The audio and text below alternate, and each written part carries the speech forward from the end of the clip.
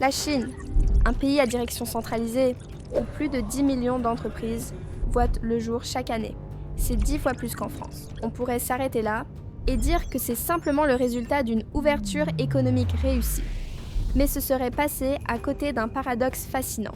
Comment une nation fondée sur la planification collective est-elle devenue l'un des foyers les plus dynamiques de l'entrepreneuriat mondial?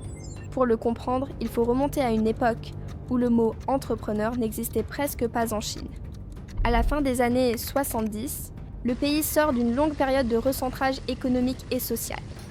Le système est entièrement planifié, les entreprises publiques dominent la production et les échanges avec l'étranger sont très limités.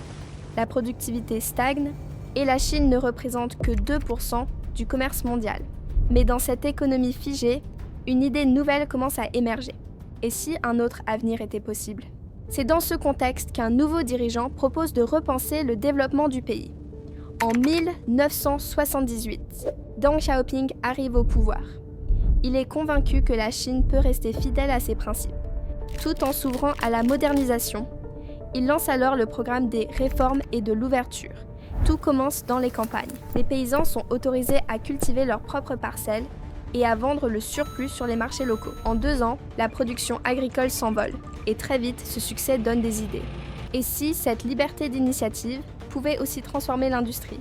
En 1980, Deng choisit un lieu symbolique, Shenzhen, un petit port de pêche face à Hong Kong. Il en fait un laboratoire du changement, une zone économique spéciale ouverte aux investisseurs étrangers, où l'innovation et l'initiative individuelle sont encouragées. En 10 ans, la ville devient un centre industriel majeur. Son succès devient un modèle pour toute la Chine. Dans les années 80 et 90, l'ouverture s'accélère. Les entreprises locales gagnent en autonomie, des partenariats internationaux se multiplient et les investissements étrangers affluent.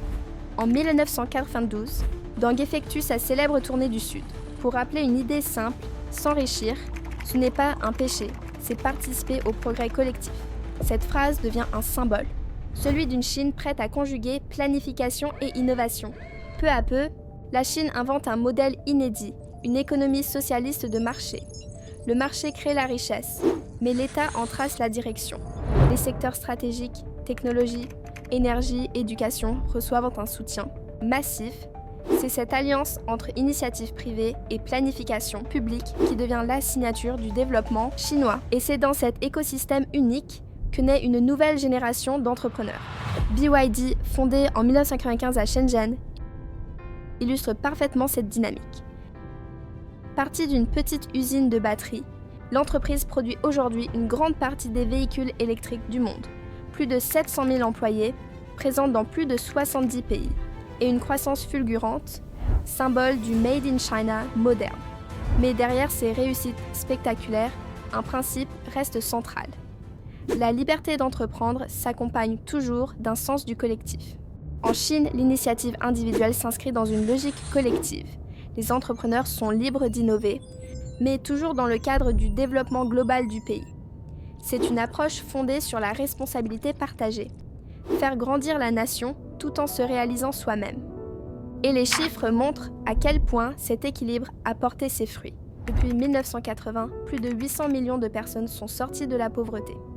Le PIB a été multiplié par plus de 60 et la Chine compte aujourd'hui plus de 300 licornes.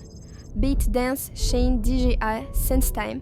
Le pays investit près de 2,5% de son PIB dans la recherche et forme chaque année des millions d'ingénieurs.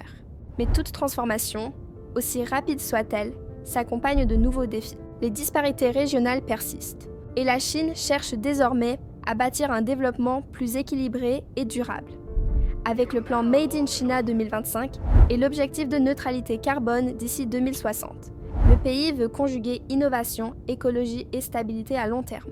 Une nouvelle phase s'ouvre donc, celle d'une réussite qui cherche désormais la durabilité. Alors, la vraie question n'est plus « La Chine a-t-elle adopté le capitalisme ?» mais plutôt « A-t-elle inventé sa propre voie vers la prospérité ?» Si tu as aimé cette vidéo, n'hésite pas à t'abonner, ça m'encourage beaucoup à continuer les vidéos. Et si développer un business avec la Chine t'intéresse, n'hésite pas à regarder notre formation School dans la description. Merci et à bientôt sur Jadway.